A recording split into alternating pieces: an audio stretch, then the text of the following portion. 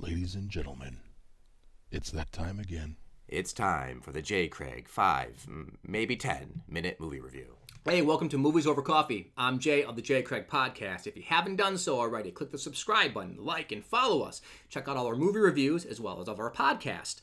And don't forget to check out thejaycraig.com, which I finally updated. Last night, I saw my second Rock movie of the year, Skyscraper. Now, there's got to be a record for me. As much as I like The Rock, I don't always see his movies. Skyscraper stars Dwayne The Rock Johnson, who now goes by just Dwayne Johnson, which just sounds kind of weird not having The Rock in there. Also stars Neve Campbell.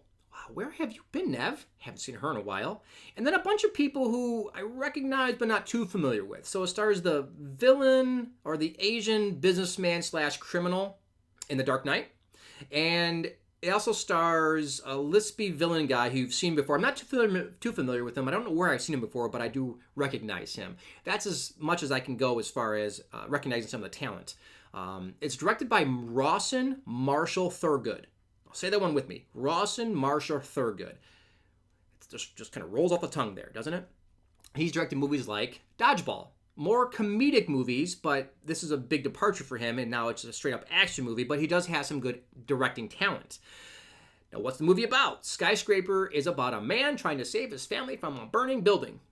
There's your log line. There's your story. It's a lot more convoluted, but that's the basis of the story.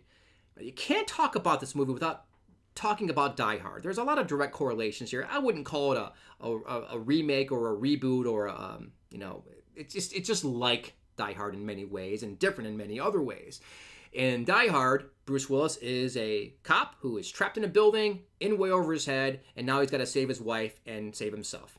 In this movie, he's trying to save his family, but he starts in the building, he's out of the building, now he's got to get back inside the building, and now he's got to save his family to get out of the building. So there's a lot of the old in-out in this movie, which kind of defeats the purpose a bit, getting it out, in and out. It's just a little weak in that regard. Now, the one thing that I'm getting annoyed by with Rock movies is that he's always a special forces guy. He's always a specially trained guy. And when you have a guy that's specially trained, you know that he's going to make it out of this. He's not just an average guy. Why can't he just be an average guy? Bruce Willis was just a cop. We don't know his background, if he had any military history. We just know that he's a cop and he's in way over his head and he shouldn't be there. With The Rock, with all his training, you know he's going to be able to make it out of this. Now, thankfully, unlike Rampage, they don't verbal diarrhea all his background to us. They don't tell us why he's so awesome. They show it to you in this movie. They show you at the beginning of the movie that he's got some background, that he's got some special training. Another aspect that I really liked about the movie is that gave him a handicap. Now, in all good movies, good heroes have to have something taken away from them. Luke has his mentor taken away in Obi-Wan Kenobi. John McClane has his shoes taken away from him. Indiana Jones loses his gun at the beginning of Temple of Doom. You take something away to make it more challenging, and that later on plays a role. In this movie, again, we're shown that he has backstory, and then something is physically taken away from him, which I thought was cool, giving him a handicap. Now he has a harder time doing what he wants to do.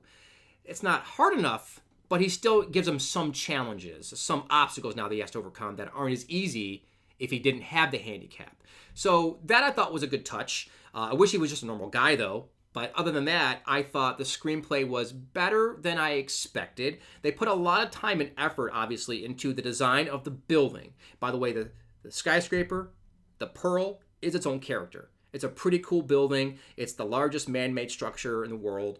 It is got some great technology, some great aspects to it. It's its own living, breathing creature in a way. And, well, they show you a lot of technology to start the movie off with it. And you're like, why are they showing that? What is that for? Oh, that's for later. So the movie is a bit predictable. No, it is predictable. Not a bit. It's predictable. You know where it's going. You know what's going to happen. Hey, man, this is a Rock movie. There's not a lot to pontificate upon. It is what it is, right? But I will say the crowd really enjoyed this movie. They were really into it. As much as I knew he wasn't ever going to fall or never going to be bested, the crowd was into it, and they were applauding at the end. So obviously people are going to like this movie, and if you like The Rock, you're going to like it. The one problem I had is, again, he's not getting bested like Bruce Willis or Arnold or Sly. I always compare him to the 80s action heroes because he reminds me of that 80s action hero. but he's not getting bested. He is just getting beaten up because of all the jumping and the diving and the hanging and the physical exertion. That's his main nemesis. It's not the bad guys. So we can't talk about this movie and talk about Die Hard without talking about villainry.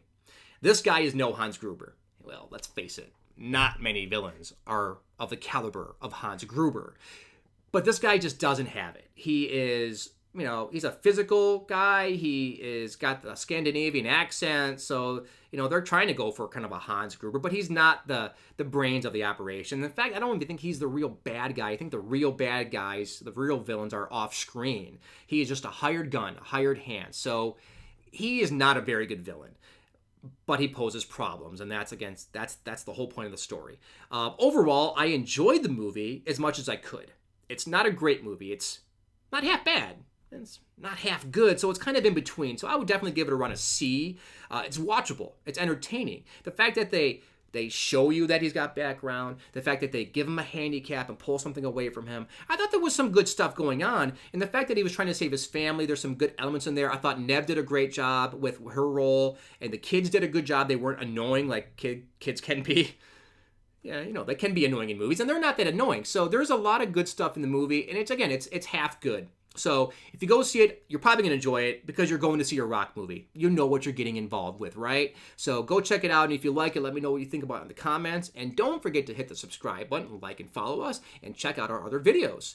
Till next time.